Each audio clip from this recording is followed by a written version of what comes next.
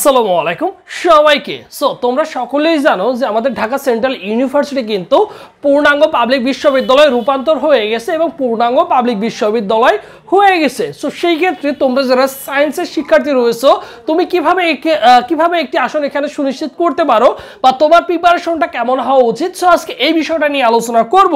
So সেই ক্ষেত্রে বিজ্ঞান বিভাগ শিক্ষার্থীদের নিয়ে A to Z এই ভিডিওতে কি করব তুলে ধরবো। যেহেতু তুমি একজন ভর্তি যোদ্ধা, অবশ্যই ভাইদের ইউটিউব চ্যানেল সাবস্ক্রাইব করবা এবং ভাইদের ভিডিওতে একটা লাইক দিয়ে সাথে থাকবা। তাহলে দেখো DCU এটা হচ্ছে একটা পূর্ণাঙ্গ পাবলিক বিশ্ববিদ্যালয়। কোন ইউনিট? এই ইউনিটটা হচ্ছে মূলত বিজ্ঞান বিভাগ শিক্ষার্থীদের জন্য। অলমোস্ট এখানে অনেক ছেলে মেয়ে কি করছে, অলমোস্ট অ্যাপ্লাই করে তারা বসে আছে, তারা সুন্দর করে গুছিয়ে বাসায় প্রিপারেশন নিচ্ছে। সো তোমরা যারা আবেদন করো নাই, সো তোমরা কিন্তু আবারও আবেদন করার সুযোগ পাবে একটা নির্দিষ্ট সময়। এরপরে দেখো, যদি আবেদন যোগ্যতার কথা চিন্তা করি, দেখো এইচএসসিতে ইন্ডিভিজুয়াল কোনো তোমাকে মার্ক পেতে হবে না, পয়েন্ট পেতে হবে না।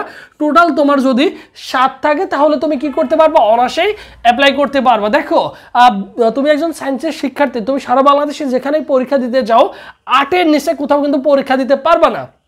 সো সেই ক্ষেত্রে এখানে তোমার 7 থাকলেও তুমি কিন্তু এখানে কি করতে পারবা, একটি আসন দখল করে নিতে পারবা। কারণ এটা বাড়ানোর সম্ভাবনা খুবই কম, কারণ অলমোস্ট অনেক ছেলে মেয়ে অ্যাপ্লাই করছে, তাদের তো আবেদনটা তো বাতিল করতে পারে না তারা। সো সেই ক্ষেত্রে আবারও যারা করে নাই তারা কিন্তু এবছর অন্তত বিগত বছর গিয়ে তারা কি করতে পারে, চাইলে এটা হচ্ছে বাড়াইতে পারে জিপিএটা, বাট এবছরই হচ্ছে সুবর্ণ সুযোগ থাকবে তোমাদের জন্য যে 7 থাকলে অ্যাপ্লাই করার। এরপর দেখো আবেদন ফি 800 টাকা ছিল, সো 800 টাকাই থাকবে এবছর, বৃদ্ধি আর হবে না।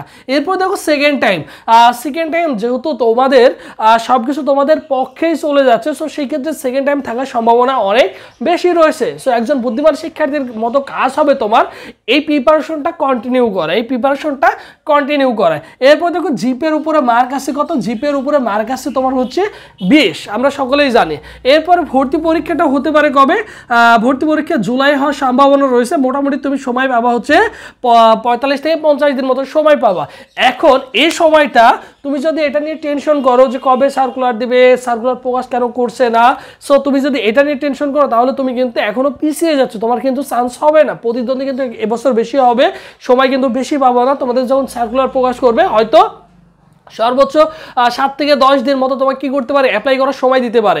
এরপরে তোমাকে কি করবে, অবশ্যই ভর্তি পরীক্ষা একটা নির্দিষ্ট ডেট দিবে, যেহেতু তোমাদের অনেক লেন্থি সময় চলে যাচ্ছে, তোমাদের প্রায় অনেক সময় চলে গেছে। সো সেই ক্ষেত্রে তোমাদের বেশি সময় দিবে না, সর্বোচ্চ যদি তুমি সময় পাও 45 থেকে 50 দিন মতো সময় পাবো সর্বোচ্চ। তাহলে বুদ্ধিমান শিক্ষার্থীর মতো কাজ হবে, তোমার প্রিপারেশনটা তুমি বাসায় বসে কন্টিনিউ করতে থাকো। যদি কন্টিনিউ না করো তাহলে একটা সময় গিয়ে তুমি দেখবা যে এবছরও কিন্তু পিছিয়ে যাচ্ছ। তোমাকে কিন্তু অবশ্যই একটি আসন সুনিশ্চিত করতে হবে। এবং তোমরা যারা কোথাও চান্স পাও না, অবশ্যই তোমার কি করতে হবে, অবশ্যই ভালো করে এখানে প্রিপারেশন নিতে হবে, যেহেতু এটা একটা পূর্ণাঙ্গ পাবলিক বিশ্ববিদ্যালয়ে রূপান্তর হয়ে গেছে। এখন এখানকার মানবন্টন যদি চিন্তা করো, মানবন্টন আমার যেটাই হোক না কেন, বিগত বছরগুলোতে যেভাবে পরীক্ষা হয়ে আসছে সায়েন্সের, যেমন পদার্থ 25, রসায়ন 25, জীববিজ্ঞান 25 এবং গণিত 25। এখন কথা হচ্ছে 4 সাবজেক্টের বিপরীতে তুমি চাইলে কিন্তু কি করতে পারতা, বাংলা অথবা ইংলিশ আনসার করতে পারতা। যেহেতু নতুন করে যদি সার্কুলার দেয়, যদি কোনো কিছু চেঞ্জ করে যে না তুমি যে কোনো 4টা আনসার করলেই করতে পারো, ঠিক আছে, জিএসটির মতো যে কোনো 4টা আনসার করলেই করতে পারবা, যদি এরকম কন্ডিশন থাকে, সো সেক্ষেত্রে তুমি আনসার করতে পারবা, নিঃসন্দেহে কোনো সমস্যা নেই। বাট তুমি তো জানো তোমার পরীক্ষা হবে কিভাবে, যেহেতু যেভাবে আগে হতো ওইভাবে প্রিপারেশন নেওয়াটা হচ্ছে বুদ্ধিমানের কাজ হবে। এখন কথা হচ্ছে যে ভাইয়া তাহলে এই মুহূর্তে প্রিপারেশনটা নিব কিভাবে। দেখো তুমি ফার্স্ট অফ অল একটা পোস্ট ব্যাংক তুমি সলভ করে ফেলো। আর ঢাবি 7 কলেজের যে পোস্ট ব্যাংকটা ছিল ওই পোস্ট ব্যাংকটা সলভ করো।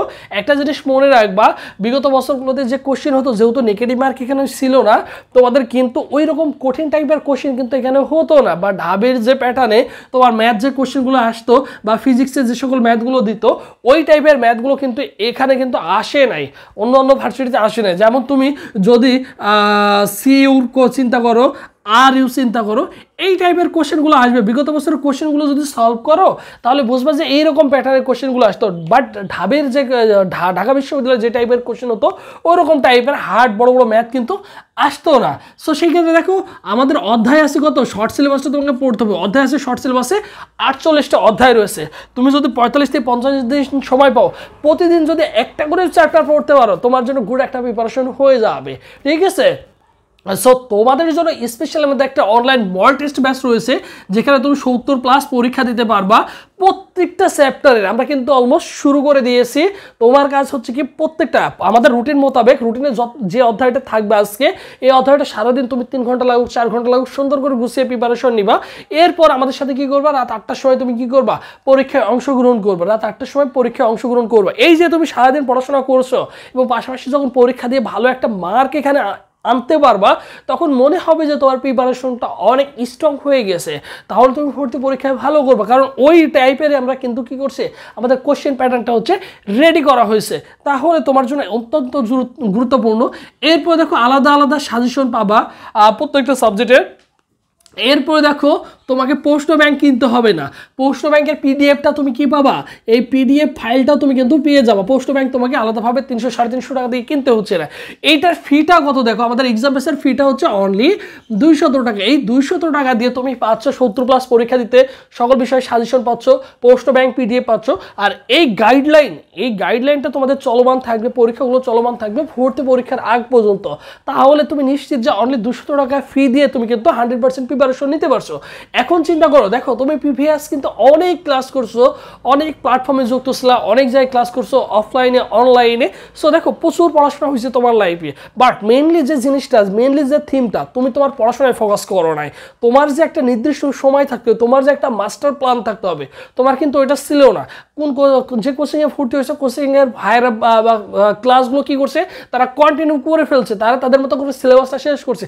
বাট তুমি যে একজন ভর্তি যোদ্ধা, তোমার যে একটা নির্দিষ্ট সিলেবাস থাকা উচিত, বা তোমার যে একটা রুটিন থাকা উচিত যে আমি এইভাবে কোচিংয়ের আগে আমার সিলেবাসটা শেষ করবো বা বইটা শেষ করবো, বাট এইটুকু না করার কারণে তুমি কিন্তু পিছিয়ে গেছো।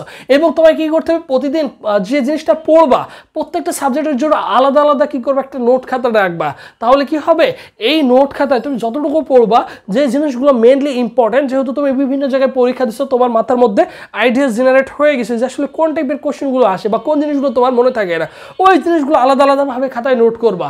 তাহলে কি হবে, জিনিসটা তোমার শর্ট হয়ে যাবে, ভর্তি পরীক্ষার আগে রিভিশন দিয়ে যেতে পারবা, তোমার অনায়াসেই চান্স হয়ে যাবে। ঠিক আছে, তাহলে 48টা অধ্যায় পড়তে হবে। আর যারা ভর্তি হতেছ, আমাদের অনলাইন এক্সাম ব্যাচে আমাদের রুটিনটা খুব সুন্দর করে সাজানো আছে। বিলিভ করো, রুটিনটা ধরে ধরে যদি কোনো শিক্ষার্থী বাসায় বসে গুছিয়ে প্রিপারেশন নিতে পারে, ডেফিনেটলি সে ভালো করবে। তাহলে ভর্তির প্রসেসটা দেখো 01727675241। এই নম্বরে কি করবা, এই নম্বরে 200 টাকা বিকাশ বা নগদ সেন্ড মানি করে এই নম্বরে হোয়াটসঅ্যাপে নক করলে তোমাকে সকলের সাথে গ্রুপে অ্যাড করে দেওয়া হবে। আর এটা হচ্ছে আমাদের অফিসিয়াল ফেসবুক পেজ, সবুজ স্যার লিখে ফেসবুক অপশনে সার্চ করলে আমাদের অফিসিয়াল ফেসবুক পেজ পেয়ে যাবে। এই পেজে SMS করলে ভাই তোমাকে রেসপন্স করবে। এক্সাম দাও প্রতিদিন, হ্যাঁ আমাদের সাথে এই যে এক্সামটা দিতে থাকো প্রতিদিন, ডেফিনেটলি বেনিফিটেড পাবা। এবং প্রতিদিন বেশি পড়ার দরকার নেই, মিনিমাম 6 থেকে 8 ঘন্টা পড়াশোনা করো। বেশি পড়ার দরকার নেই, যতটুকু পড়া দিব ততটুকু পড়ো এবং এক্সট্রা কিছু পড়ো। আমাদের অধ্যায়টা পড়া শেষ হয়ে যাবে, এরপর এক্সট্রা কিছু পড়ো। দৈনিক তুমি 6 থেকে 8 ঘন্টা পড়াশোনা করো, দ্যাটস এনাফ, তোমার জন্য হয়ে যায়। বাট যতটুকু পড়বা এই সময়টা হচ্ছে কাজে লাগাও, ফোকাস করো, তোমার পড়াশোনায় ফোকাস করো। ঠিক আছে, বুঝতে পারছো? এইভাবে গুছিয়ে প্রিপারেশন নাও, ইনশাল্লাহ